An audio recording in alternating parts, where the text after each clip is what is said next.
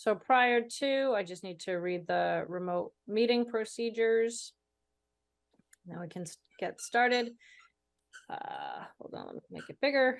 In an act relative to extending certain state of emergency accommodations, this meeting will be conducted remotely over Zoom. Attendance by board or commission members will be remote, and remote attendance shall count towards quorum. The meeting will be broadcast live and recorded on ECAT. To use Zoom, you will need to use the link on the agenda or download the Zoom applicant at blah, blah, blah, Zoom, and create an account. Y'all know how to do that by this point. While conducting meetings remotely, we will endeavor to keep meeting operations to as close to our standard operating procedures as possible. However, use of this platform will necessitate some additional meeting protocols. Number one, while the board members or commissioners and applicants will be on video and audio, public participants will join the webinar as an attendee, meaning they are muted with no video feed from them. During the public testimony, I'm not quite sure. Somebody just texted me about the Zoom link, but I don't know who that is. Let me finish reading this. Number two, during the public testimony portion of the meeting, members of the public can be recognized by using the raise hand function found under the participants from Zoom, or make a request the Q&A function. If you're joining only by phone, you can press *9 to raise your hand. If an applicant wishes to display materials, please make the request of the chair and the email materials to board staff for sharing on screen. When starting testimony, please state your name and address for the record. There's a markup function in Zoom, which will allow you to call out specific areas of presentation materials. As in any public meeting, indecent behavior will not be tolerated, and anyone who abuses the use of the meeting platform will be terminated from the meeting. Business will be handled at the times indicated on the agenda. Business not concluded at the allotted time will be tabled to the end of the meeting to allow for timely logins and remote attendance. Board members are asked to announce themselves when making a motion and second, so it will be clear to the audience and minute takers who made motions. All votes will be made by a roll call. When all business indicated on the agenda has been completed, the members will vote to adjourn the meeting, signaling the end of the meeting and the termination of the ECAT recording. All participants will be disconnected from the webinar at that time. Applicants will join the webinar as attendee and promoted as panelists at their agenda item. Applicants will then be able to share their screen. And that is it. So it looks like we have quorum here. I'm just gonna call the roll to establish it. Roger here. Devonshire here. Evan here. Emmons here. Hirschman here. Hirschman here. Hey here. All right. So Emma, did you go too? I only heard one. Yeah, Okay. I went. All right. So I'm first motion of business, review and approve the minutes. So thank you, Kelly, for sending those out. Has everybody had an opportunity to read those? All right. So I'm going to make a motion to, can somebody make a motion to approve the minutes? So moved, Barger. Second, Gershman. All right. Now we'll call the roll. Craig, back to you. Barger, yes. Devonshire, yes. Emmons, yes. Evan yes. Gershman, yes. Hirschman, yes. Hey, yes. Look at that. We are Yeah, well. right? Look at that. That's amazing. Look at that, boy. Look at All right. So first item after the minutes, HRC collaboration, the DEIA community meeting debrief. I went to it. Did anyone else go? I did. I went to it as Yeah, well. I was there, Bob. So I'll turn it over to either of you if you have thoughts. Love to hear them. I thought it was very well. Oh, would you like to go No, first? go ahead. No, Oh, go okay. ahead. No, go ahead. I Go thought ahead. it was very informative. I think Carol's did a really nice job presenting or introducing and then, you know, trying to keep everyone in order. Obviously, there were parents there that have experienced some pretty traumatic or their children have experienced some traumatic, incidents within the school system. But I feel like based on the information that they provided, Easton has taken the right steps to right the wrongs and to get the information out so that we can correct the issues and retrain not just the students, but also the staff as well. I thought the guest speakers were very moving and, Oh, this is the DEIA. This is the one at the high school with Carols and Leisha. I think Bo, you went to the Transgender Remembrance Day, right? oh, Remembrance Day, sorry. Yeah. Oh, no worries. All right, so And Kiana, note that Kathy joined the meeting at 20:07. thanks, Craig. No problem. Yeah. All right. I also went to the meeting. Unfortunately, I had to leave early. I had to bring my son to practice. I agree. I think folks, it's not always the easiest. I think that I appreciate their comments about additional trainings for their staff. I think that we need to be cognizant too of the fact that we can't consider race in the hiring process. It's actually illegal. So some of those comments, I felt it's almost hard to answer that, but at the end of the day, it's actually illegal to do so, and especially after the Supreme Court decision, hiring practices are under further scrutiny. I'm hoping, and I reached out to Carol's on her to-do list was to talk to folks in kind of that plan that she's putting together. So again, I offered she can come to us either as a committee, or if she just wants to meet with Karen or Karen and myself as chair and vice chair, we're happy to do that too. Also, I offered a couple other things. First, as far as I know, we were not aware of other incidences that were taking place in the public schools that were referenced, and we offered, or I offered to collaborate with in efforts. And then the other part, so that was one, and there's in my work, or the work in which I do, there's actually a restorative justice kind of specialist out of the University of Michigan who has a lot of experience using restorative practices or restorative justice in regards to race and racial slurs and just racial tensions. So I actually reached out to her today to try to connect folks to and understanding or seeing if we need to do some greater work around that.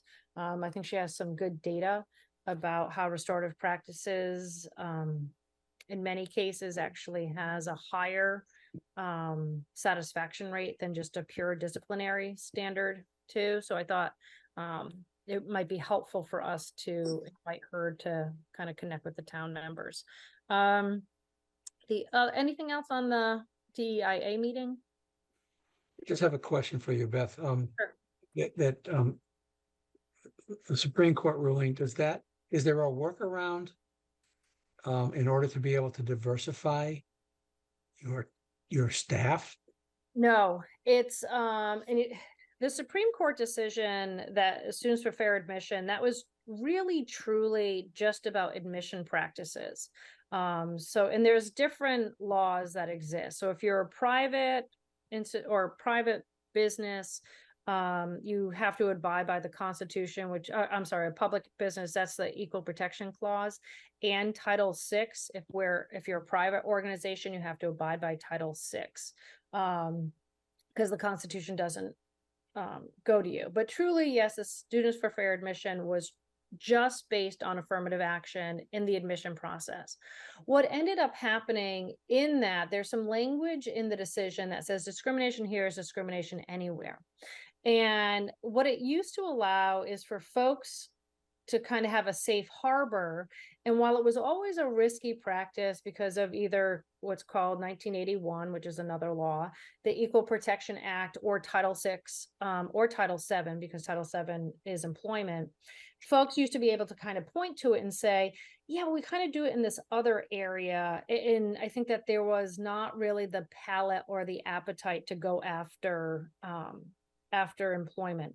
You could, kind of in very quick law school, you can use race if it passes through strict scrutiny. So if there is a compelling state government interest and if it's narrowly tailored. So one of the things that was a compelling state interest was to remedy past discrimination. So you kind of have this two-step dance: compelling state interest, narrowly tailored. Number one, with that compelling state interest, is to remedy past discrimination. Courts right now are a lot less open to looking at the possibility of addressing past discrimination. So that's really no longer available. And I was just on a webinar the other day about employment law, and somebody asked, well, what if we had these two these two candidates, they were equally qualified. We have this, kind of issue we want to diversify. And the very clear, plain answer is you cannot use race in employment decisions. You open yourself up to so much risk. And ironically, I just read a case, I think on today's Tuesday, yesterday, basically iterating the exact same thing. Race is no longer one of those factors that you can look at when you are in the hiring process. If you have two equal candidates and one is minority and one isn't, then why wouldn't you be able to hire the minority? Because it's illegal. It would be a they're violation equal? of Title If they're VII. equal? Even if they're equal, you cannot use race in any way, shape, or form in using in the hiring process. It cannot be a determining factor in the hiring process. Okay. So I think it goes back to, that doesn't mean that you can't recruit from certain areas, right? I think Leisha talked about this too, and going to different job fairs, right? Which maybe we hadn't in the past. So you can do all of these different recruitment efforts. Absolutely. Those can be race conscious, right? Your recruitment efforts, not to the point that you're not recruiting anybody, except people of color. But once you get into that hiring process, race can play no issue in the hiring process. Or you're going to open yourself up to risk of litigation. Just out of curiosity, Beth, how does that work with companies, or for example, like Easton School System? A lot of companies have initiatives to diversify specifically in their hiring process. Can you use your company's mission as a deciding factor? Do you know what I mean? You have to be careful. So basically what it would come down, I mentioned before, there's different ways that you can look at it when it comes down to recruitment, right? Your recruitment efforts, maybe you want to target. This is why a lot of job postings, I forget which state just said, why do we need a bachelor's here? Why can't we go to an associate's degree? Why can't we do this? What you could ask about, especially at private institutions or private companies, you could say, talk to me about your commitment for diversity, right? Talk to me about how you practice inclusive excellence, how you practice this, what do you do? But as far as it coming down to a decision when about I'm going to go with this person because there's a plus factor here, you're opening yourself up to risk, right? You have to be conscientious of your notes. You have to be all that fun stuff that comes in. We typically see it in the public sector, not so much in the private sector, especially the cases that I read. But I think it's just, to bring it back to recognize that the Easton Public School System is public, right? In making hiring decisions, they have to be very conscientious of what that means, and if race is a factor in that hiring decision. So, and private companies just say, I'm going to roll the dice and see what happens, right? Yeah. But that employment is Title VII. Title VI is actually your colleges, and that but kind of bridges both. That's my very succinct, and I'm sure I missed some parts of law school. All right. Anything else about the DEIA community meeting? All right, what about the HRC coalition update? I think Karen was reaching out, social media and extremism, and partnering with the Hingham Unity Council. Have we heard anything else on that? I think for us to do it, there was a question, I just want to make sure we're covered here. And take I think we need approval to move forward. So to folks, I guess the motion would be for the HRC to partner with this organization in the future on this topic. So if I can just call the roll. What yeah. is what is the Hingham Unity Council? Yeah, I wanted to ask why we wanted to partner, or what's their qualifications On to one make us want to partner with Yeah, them. great minds think alike, Kiana. That's good. All right, here it is. Let me read it. Hi all.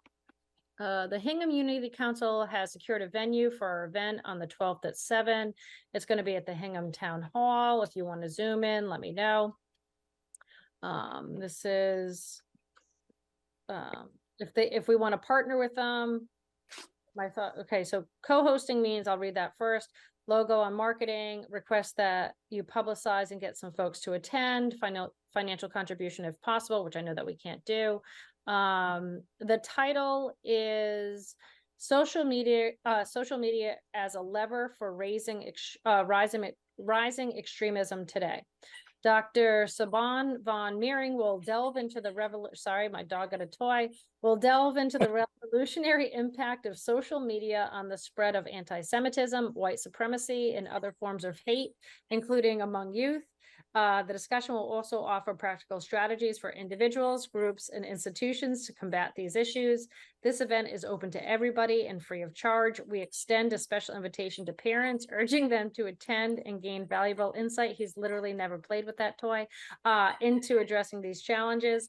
Dr. Von Meering is a co-editor of the book Anti-Semitism on Social Media, the first academic study of the subject. She is a climate activist and professor of German and Women's Gender and Sexuality Studies.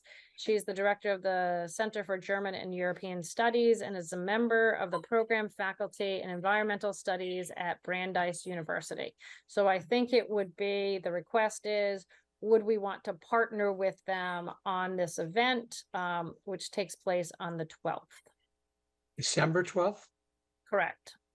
A little short notice. Okay. Yeah, they sent it after our last meeting.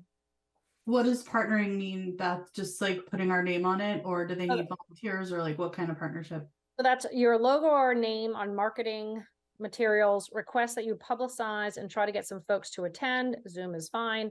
And that financial contribution, which I know that we would probably not do because I don't think that we have a ton of money.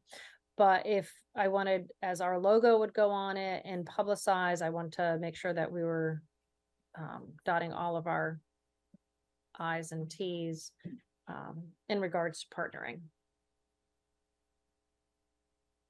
I wouldn't mind publicizing this, but I'm not sure we have enough time or information in order to be able to partner with them. Yeah, I So think that's- it's just yeah. publicizing and saying show up and they could use our logo. I think that's what it turns out to be. Is this the same organization we talked about last time? Yeah, I think Karen brought it up. Okay, I think we were pretty close to agreement, Craig, last time. I think Karen shared enough that we were all pretty comfortable with it. Just FYI, I get it. I don't feel like I have a ton of info either, but I trust Karen and Beth's judgment. Yeah, I think the way I see it is they'll probably say in collaboration with, and we could probably send it to our ally list that said, this is what it is. Please feel free to join.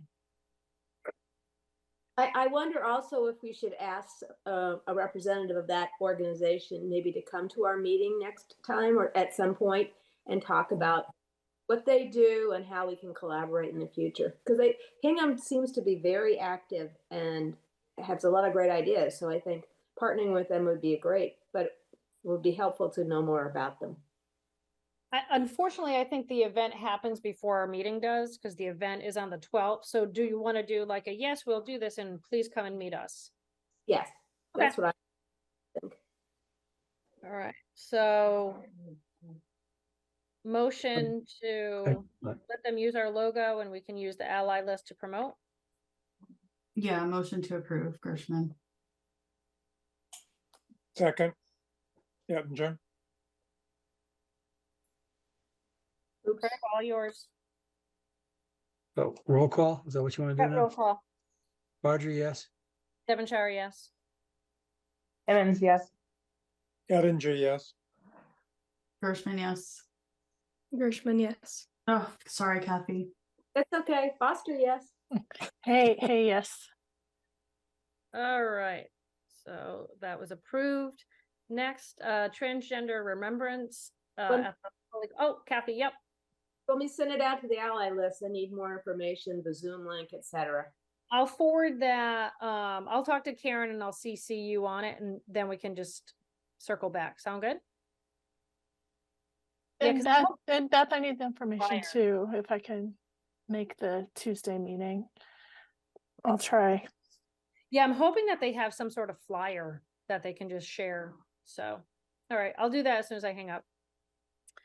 All right, next, Bob, you were at the transgender remembrance event at the church, if you want to just talk about it a bit. I thought, for me, it was a really moving experience, listening to the guest speakers. And, you know, we had two young people give a presentation, and then there was, and then the third speaker was a mother giving it from a mother's perspective. So I just thought it was a very moving experience, and it was a beautiful service to attend.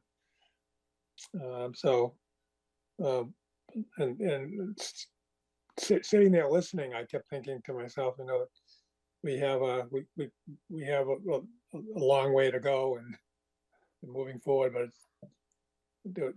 you have to have the people who were there gathered with a real positive experience for me. And my wife attended with me. Yeah, I went last year. It was quite nice. Anybody else? Craig, were you there?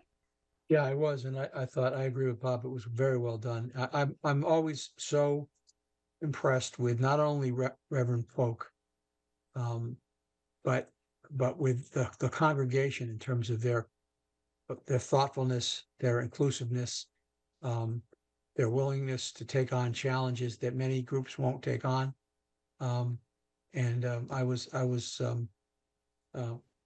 taken by that, and I've always been a very big supporter of Pastor Polk. He's just a terrific guy, and I try to get him involved as many things as in the town as we possibly can. I not only that, they had a very well attended a meal afterwards too, which is always attracting people. Yeah, the food last year was actually really good. Yeah, well, it was good this year too. Unfortunately, I wasn't. I was on my way to Virginia. Anybody else attend? All right. So events. Anybody want to talk about the holiday festival? I know Kathy, you were there. Amy, I think Emma, you were there. Oh, Kathy, you had your picture taken because I got it. So my apologies. I was actually up in New Hampshire teaching. So Amy, if you want to just give us an update. Yeah, it was okay. There wasn't a lot of foot traffic. We were there probably from like noon to 2. We set up a booth. We had all our usual stickers and flyers, and then we had a photo booth with a lot of like holiday props for people to take photos. We only had a handful of people stop by. It was really slow, and I think that was overall. I think the weather wasn't amazing. It was a rainy, kind of dreary weekend. And then I think because it wasn't on the parade day, I think a lot more people come out, even though it was canceled this year. But I think historically people seem to come out for the day of the parade. I don't know if anyone else, Kathy, you were there.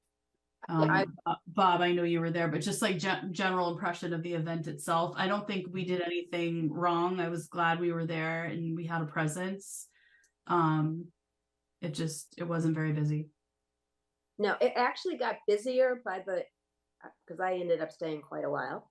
By like 4 o'clock, 3:30, 4 o'clock, it was starting to get busier. And I think maybe when Santa came or whatever, that happened. But we had a great spot in terms of visibility. Yeah. But I think in hindsight, I would plan to be there like around the time of different events. Like if there were scheduled events, we were there at the same time as a lot of vendors, but there wasn't anything specific that I could figure out that was going on outside to draw the foot traffic. So that would be what I would do differently next time.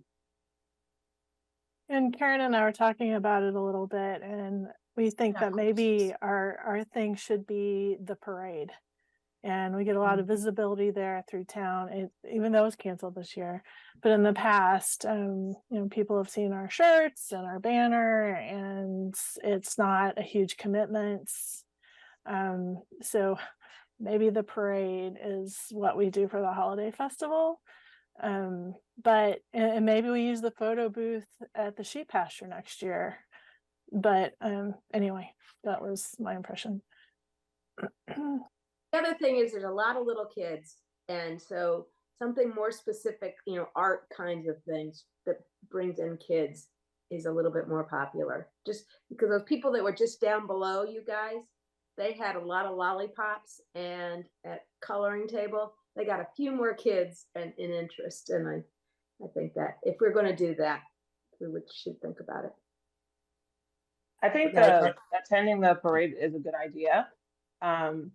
My son, like you said, it was canceled, but my son's 6th grade football team was going to be a part of it. So, and I know we were going to have a whole bunch of people attending. So I do think the parade would be a good idea, especially Easton is a big sports town.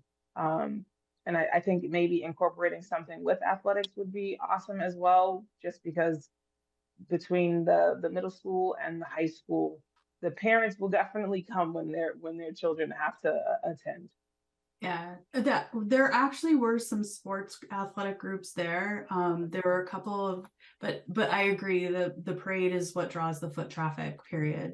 So let's see, there were some hockey players there volunteering. There was the robotics team from OA. They were there doing s'mores.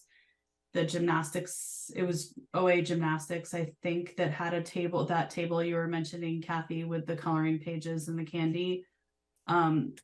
So there was some student representation, but overall, I totally agree that the parade is probably a better choice. And we've done that in the past, and it's so easy. And I think Karen was going to be away, and I don't think, but if, hindsight's 2020, next year, the rest of us can do the parade if we choose. And I think next year, Amy, you need to make sure the weather's going to be okay for us to, I will try. give you that responsibility to. You were in Either charge or of the Emma, give it to weather. Emma, or one of the two of you could probably, help us do that. Okay. Yeah, and I think that I wonder too if last year it not being as big had an impact on this year's turnout as well. I know that people who I kind of mentioned it to, and not that it wasn't advertised, I know that it was, had no idea that it was going around. So maybe it's just another year. It kind of takes a little bit to get back into that cycle. So who knows? And it was gross out and everything else. I think that was the driving, is the weather looked bad. So a lot of people probably had decided that wasn't worth going to. I think the issue of people not knowing about it, tell me about that. When you have a turnout of 12% at an override vote, that, that the interest is, there's something wrong. So I think that without a newspaper, that's one of the problems that we have in terms of publicizing as much work as the Lions did, and they do an enormous amount of work. it, for some reason, there's a whole segment of the population that doesn't key into it. So it's unfortunate. But as Amy and Emma are gonna have, making sure we have nice weather next year, so that probably will make a big difference. That should work, Greg. Yeah. Completely reasonable. All right, so next on the list, spring educational offerings. We talked a little bit about this in the past. One of the topics I've reached out to a couple folks here about understanding kind of like a two-part series. Number one, understanding the history of the kind of Israeli Middle East region and just trying to deconstruct that. So actually Craig and I met with Rabbi Carr last week and talked about that. He was going to reach out to some folks and kind of see if there are additional panelists that we could invite who could kind of have this discussion as well. Second part might also include, and I reached out to someone, thanks Craig for their email, similar to what is happening with the Hingham folks, just understanding extremism, use of social media, and the rise of anti-Semitism, Islamophobia, and all the different isms that are happening. I do think, my own personal perspective, I think that the upcoming election, I think the next year is going to be an incredibly wild ride. And if it might be helpful for us to educate as best as we can, not about politics clearly, but just an understanding of some of the extremism that might get triggered as a result of the election. So if we can try to look at that, that'd be great. Anything else regarding the educational offerings? Like I said, we're just in the planning stages. If folks have other ideas, I'd love to hear them. I think it's important too that we, the rabbi was going to reach out to his colleagues in Sharon to see if there were connections with the Muslim community in Sharon that might want to be involved, as well as where the folks at the Combined Jewish Philanthropies, which is the individual that Beth was mentioning, who has done some trainings, many trainings with different synagogues and Jewish groups in Eastern Massachusetts. And I'm hoping that he'll respond to you, Beth, and we can have a conversation with Dan as well. Yeah, I've seen him and he's fantastic. His information is great. I hopefully can attend on the 12th. And if he can't do it, maybe they can as well. Kathy? Yeah, I was just gonna say, we should try to at least have somebody attend on the 12th, because we may be able to, it may be a forum that we want to replicate here. Yep. Yeah, absolutely. I was just driving home and I think the hearing today, the congressional hearing, the presidents of Harvard, MIT, and Penn were being grilled, quote, their words, not mine, about the rise in anti-Semitism and their somewhat lackluster response.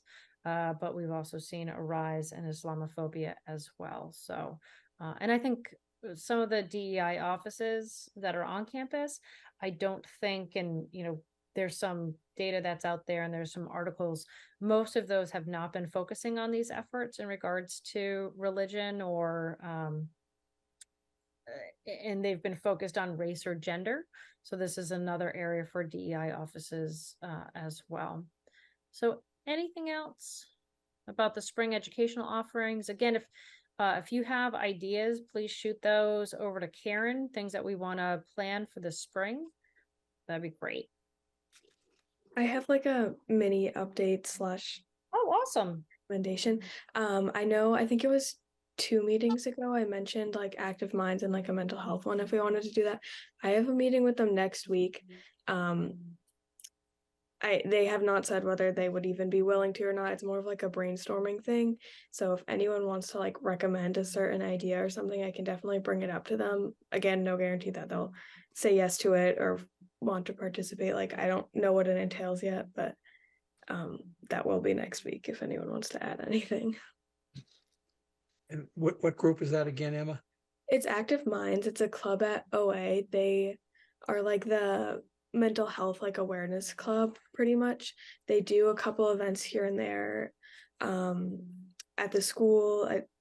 I don't really think they've partnered with anything outside of the school before, so I'm not really sure how this will go, but I think it would be interesting, and there's a lot of opportunity for us to do something with them. So No, I did, Go I ahead, did- Kath.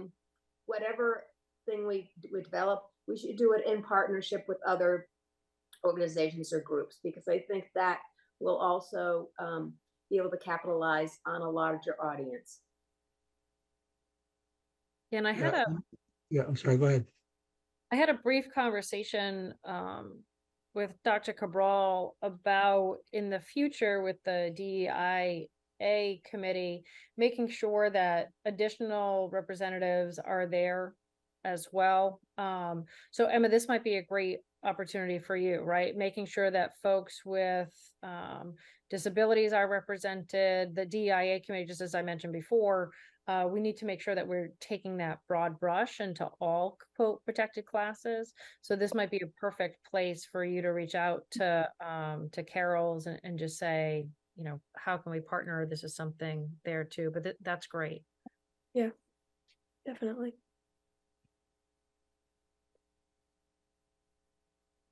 To find out, because they do primarily substance abuse, but they are also focused, I believe, on mental health issues as well. Who was that, Craig? You were muted at the beginning. Wings of Hope. All right.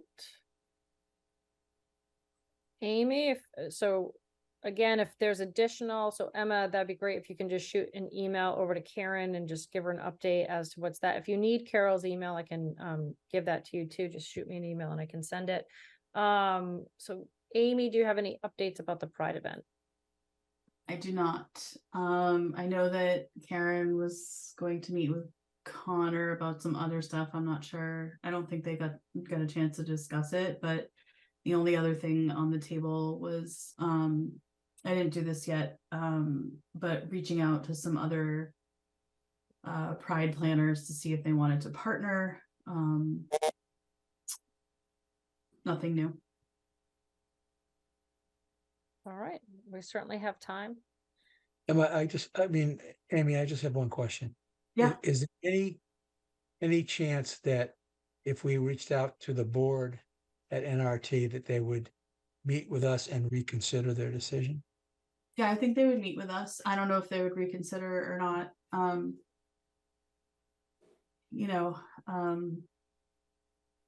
I feel like somewhat in a tough spot where I understand where they're coming from and I want to be respectful of their decision, but I think it can't hurt to talk to them and ask questions. Do you know who the board chair is or anything that? You've been dealing with Jen, but she's not on the board. Yeah, I think there's been some turnover on the board. I'm not sure who the chair is, but I think it's right on their website. I can definitely look it up. Okay. All right. Thank you. Craig, are you interested in being a part of the conversation? Who would you recommend be a part of it? Like if I was going to initiate it. Oh, I think, obviously with all the work that you've done over the last 2 years, that you ought to be part of that. And either Karen or Beth, or both, might, I don't want to, Karen's not here, so I don't want to dump it on her, but, I think but, Karen's a fantastic representative for oh, I the. think you are too. So that, that I think that, but I think, it's worth at least having that conversation about what they're directly from them, what their concerns are, and whether or not there's anything that we can do to mitigate those concerns. At the same time, I was just thinking, okay, so if we can't do it at the NRT, where can we do it? Yeah, I don't know. I'm just gonna say my gut reaction too is I would love, you know, if we have to go there, I'll do it, like partnering with other towns to make it a more regional thing or using a different location. But I really do love like keeping it an Easton event too. It's for our town, you know, I don't know. I don't know if anyone else has that gut reaction too, but I don't know. Yeah, I absolutely agree with you. Absolutely agree, 100%. It's our town, it's our HRC, we've done it before. It's been incredibly successful. I would hate to try to you know, move it out of town.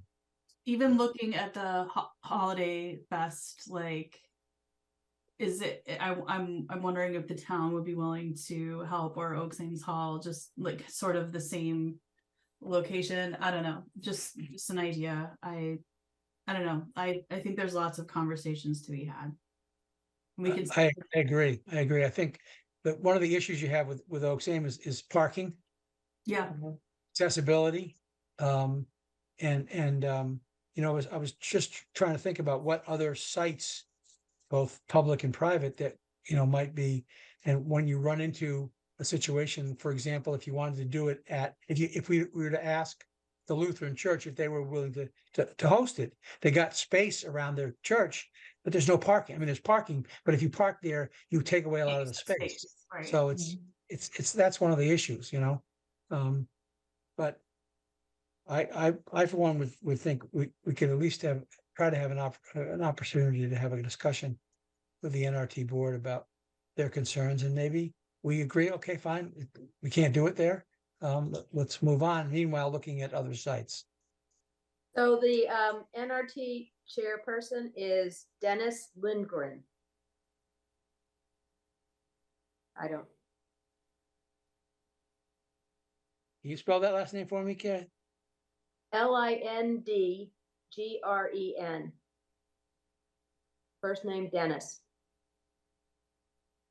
John Wolfsburg is the vice chair.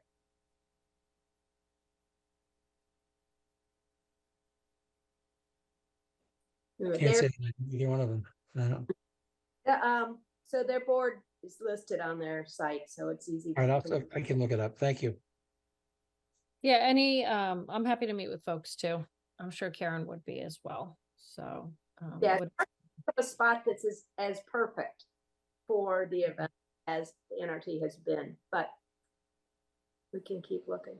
Yeah, I mean, what I can just promise to do is initiate an email and see where the conversation goes. In the meantime, I'll either nudge Karen or offer to maybe talk to somebody in the town about alternative spaces. Mom, I can't remember if I've asked you this already, but would the schools like OA or something be able to host an event like that? I don't know if that's Maybe. maybe. Maybe. There's a lot of space there. There certainly is. I'm not as opposed to partnering with somebody like Sharon, because I like at Pride this year, I heard maybe 10 comments about, oh, Sharon's having their Pride event today too. Yeah. And I think building that partnership would not be bad, and I think that making it a bigger community isn't a negative thing, but my opinion is not as valid as Amy's opinion. But I just wanted to say I don't think that's something that I would dismiss out of hand. I kind of think it might be positive. Okay, I value, or your opinion is not more valid. I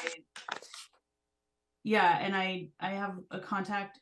I know just through brief conversation, the person who does Stoughton, and I know the person who runs North Attleboro. So I can try to look into the Sharon one too. I think those are the three places where I would do a little bit of outreach to start, because I know that they're very active. And Amy, just please, how we can assist you. I know that you do so much for this event. So if there are just emails, conversations, calls that other people can make, please let us know that as well. Well, certainly as we get into the planning, I think dividing up tasks and having different people assume responsibility for specific areas. I'm gonna be more assertive this year, and I'm gonna ask for more help. Fantastic. Promise. And submit your receipts. I did it. All right. Speaking, that was a perfect segue. Treasurer update. What you got, Kathy?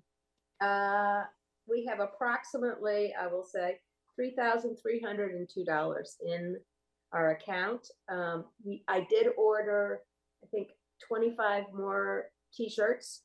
So now we have a good range, particularly in the youth, medium, and large size, as well as adult small. So we're ready for some more tie-dyeing. We just need to come up with the event. Perfect. Maybe one of the spring offerings, we can figure it out.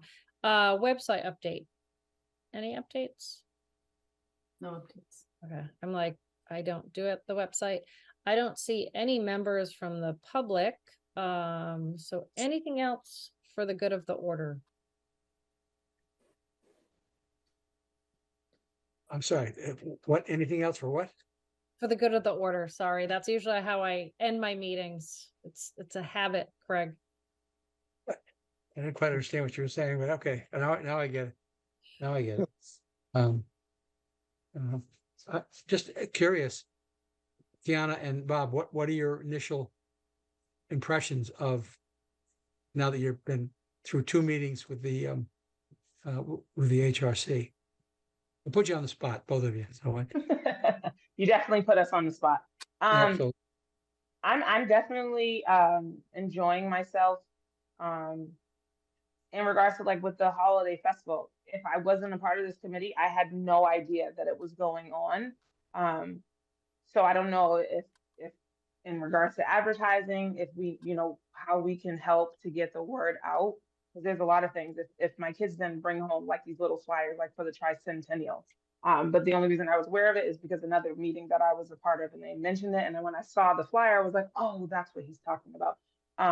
So I just think that we do need to do a better job of getting the public to know what's going on. But for the HRC, I'm really enjoying myself. I'm looking forward to meeting everybody, in person and really partaking in these events. And however I can help, I definitely want to raise my hand now. It sounds like this Pride event is interesting in regards to organizing it. So whatever I can do, again, like I said, to help, I'm definitely on board. But again, I'm enjoying myself, and I think that this is a great group, and I think that what everyone is doing is definitely just going to make Easton better.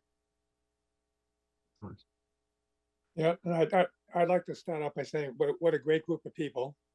So I appreciate getting to meet everyone and would like to get to know people even better. And it's amazing all the activities that the group does right now. And so I've had my opportunity to be involved in a couple of them so far, and I'm looking forward to getting more involved with the committee. thank you both. Appreciate it. One thing that triggered what Kiana said, I wonder if we should be approaching Tricentennial organization now to see how we might be able to, because they're planning away. And I was just going to bring up one more thing. I talked to 2 of the people who are planning the block party, and we were already invited to have a booth at their block party. I don't have a lot more specific details. They've barely started planning it, but they happen to be friends of mine, so I'll stay on top of that. But I'm sure there's other ways we could be actively involved too. But that's one way. We were invited to have a booth at the block party. Who's the master planner that we could just reach out? Is it the person who's doing the block party, or are there other folks too? Michelle McGee is one of the co-chairs. Courtney? And I'm blanking on the other co-chair at the moment. I'll think of it. But Michelle is one of the most enthusiastic members of the Tricentennial Committee. Yeah, if I am happy, I know that Amy, if you're gonna follow up with the block party, if we just want to do something in general, people want to forward me the contact information for the chairs, I'm happy to reach out, or Karen can reach out, so that'd be great. All right, anything else? All right, it is 7:24. Do I have a motion to end the meeting? Motion. So moved, Barger. Second, Gershman. All right, let's roll call. Barger, yes? Devonshire, yes. And yes. Clevenger, yes. Foster, yes. Gershman, yes. Hirschman, yes. Hey, yes. People, that was fantastic. I think it was the first time we ever did it.